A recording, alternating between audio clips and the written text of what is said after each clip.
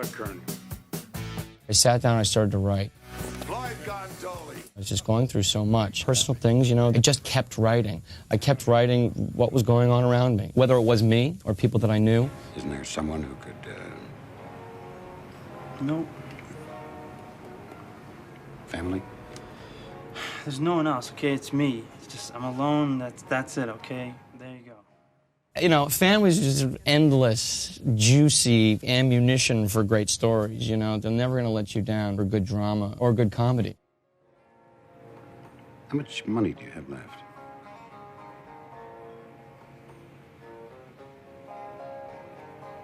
Nothing.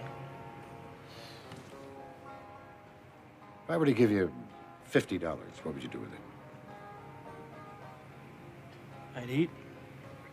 Someone who's 29 years old who's grown up on movies and television, do you know what I mean? So that's there on display is a sort of, I think, a sort of channel-changing mentality. Maybe that's why there's so many different stories, do you know what I mean? It's sort of trying to kind of, in a way, reflect sort of TV sort of information overload in a movie. What I thought I would do is write and write and write and write and write. But I think what happens is it's in my DNA, It's that I grew up watching those movies and seeing those movies. So, it's just informed me and informed how I want to tell stories. So I've learned from that.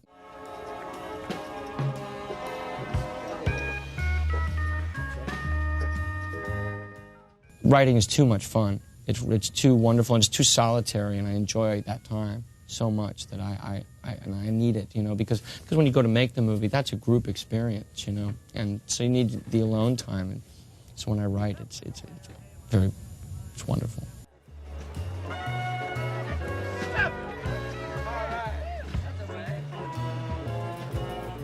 Coming out again, Ben 11 after 7. I think that my first job is to be a really good writer to the actors, to not describe it in the script. So many times you see so much description of what the character's supposed to be feeling and stuff in screenplays, and it's just a big mistake. It has to be done through dialogue and what they do. What are they going to do? Are they going to walk across the street? Then that's a character trait. They're making that decision, and so the scripts that I write for them are very clean. They're sort of very clean of a lot of sort of flowery explanation of what they're supposed to be feeling. I think the actors really appreciate that. It lets them do their job. It enables them to just act, you know what I mean? And what happens is that I think because we've spent so much time sort of being drunk in front of each other and at parties, the camera isn't exactly rolling a lot of the times, or it doesn't matter that the camera's there. Al. Hey, come here. Come here. Yeah. Acting is hard no matter what you're doing, and it's hard to make a movie, and it's hard to act, so it's all challenging. I hope so, because I think that I'm so in awe of what they do, and acting is such a hard job. I mean, it's really, really hard, and I'm a really big fan. First and foremost, I'm just a fan who's kind of excited to watch them be great, and I think that they're just, that they appreciate that from me, and so it just ends up being really nice. In school in 6th grade, I saw her. Yeah, I didn't go to that school.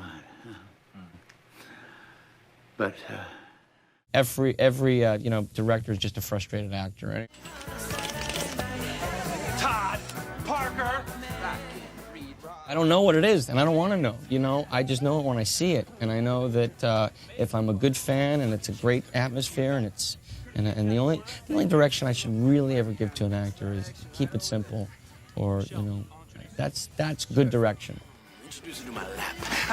Did you get off work, man? Don't dance Sunday night. Right. Whose fed is out on the driveway?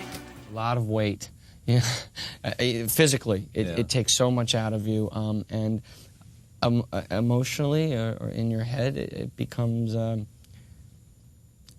think you start to forget neglecting my life and friends or family, and just been so tunnel vision. You want to be able to have dinner and talk with your girlfriend, but you just fall asleep, or it's so debilitating.